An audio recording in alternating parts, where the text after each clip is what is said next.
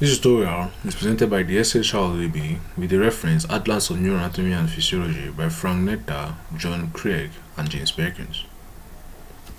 This tutorial we are going to see the trigeminal nerve.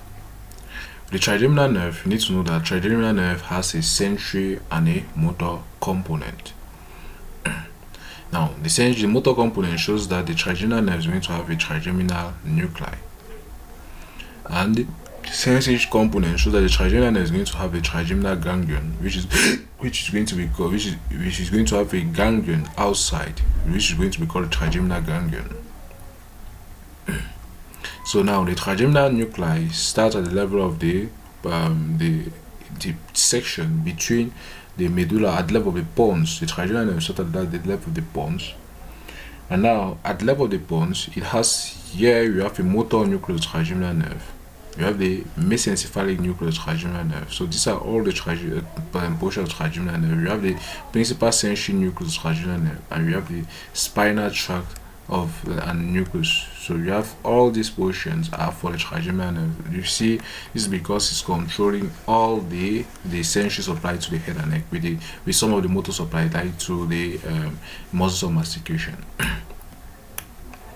So now, as it gives its fibers out, the fibers out are going to now pass into the cranial fossa. And the cranial fossa is mainly characterized by this trigeminal ganglion here. So now the trigeminal ganglion is going to separate into three main parts.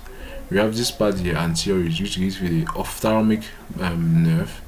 We have this other part here, which is the maxillary nerve, and this other part here, the mandibular nerve. The ophthalmic nerve passes through the superorbital fissure. In the superorbital fissure, now it's going to be separated into three main parts. We have this nerve which is above here. This first nerve which is above here, part of the ophthalmic nerve, which is called the frontal nerve. So we have the one part which is going to be above, called the frontal nerve. So this part here which is above is going to be called the frontal nerve. We have the part which is lateral. The one which is lateral is going to be called the lacrimal nerve. So we have the other one which is lateral, which is going to be called the lacrimal nerve. So this one here, which is lateral, is going to be called the lacrimal nerve. And we have the last part which is medial, called the nasociliary nerve. The other one which is medial is going to be called the nasociliary nerve here. So now the nasociliary nerve now is going to give now different nerves. So we have this one here. This one here is going to be called the posterior ethmoidal nerve. It's going to be given by the nasociliary nerve.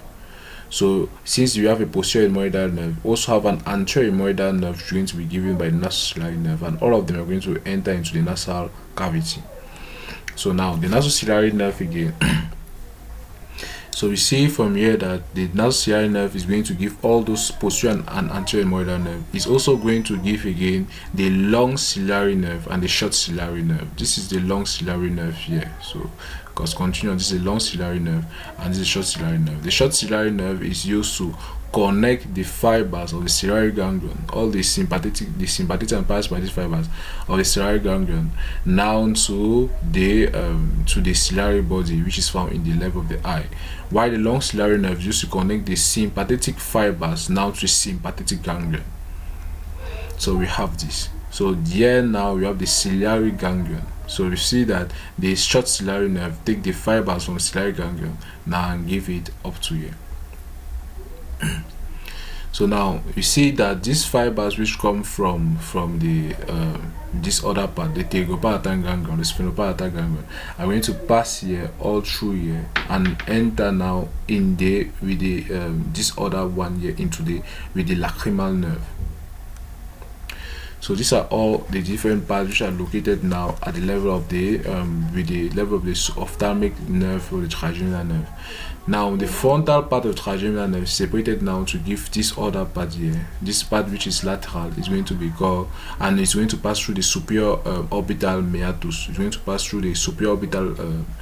Now it's going to pass through the supraorbital foramen and not the superiorbital fissure. It's going to pass through the supraorbital foramen here.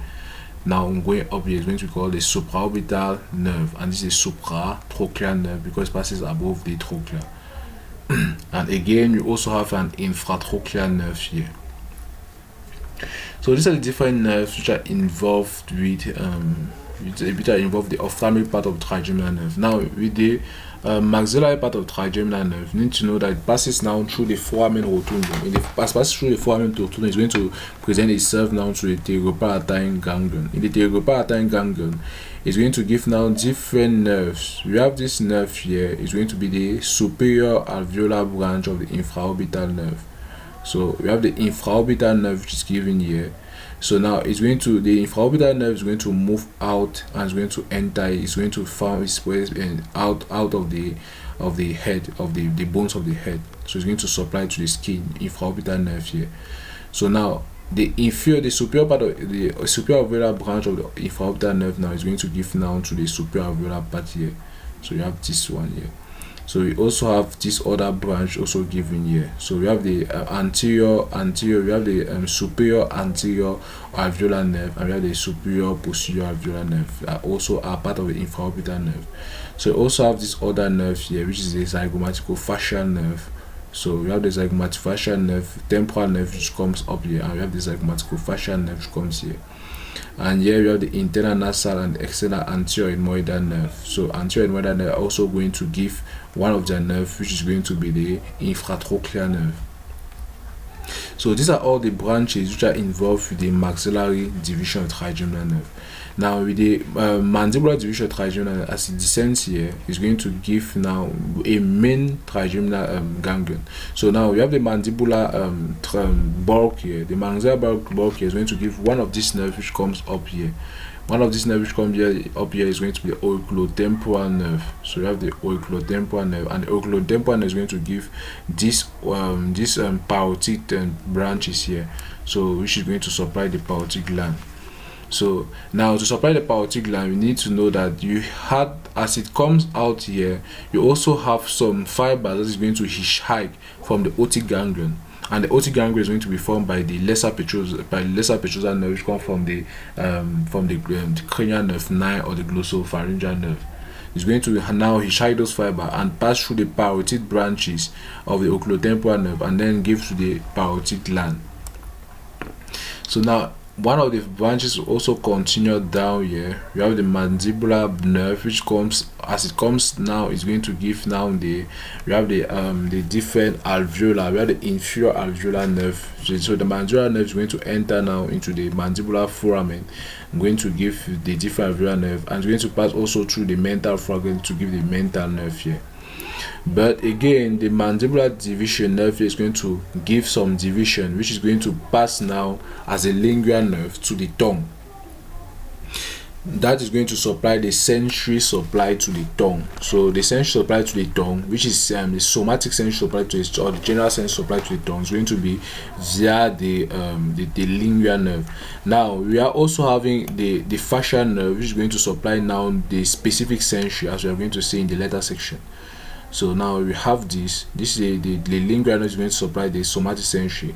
It's also going to hitchhike some fibers which are going to enter to the submandibular ganglion.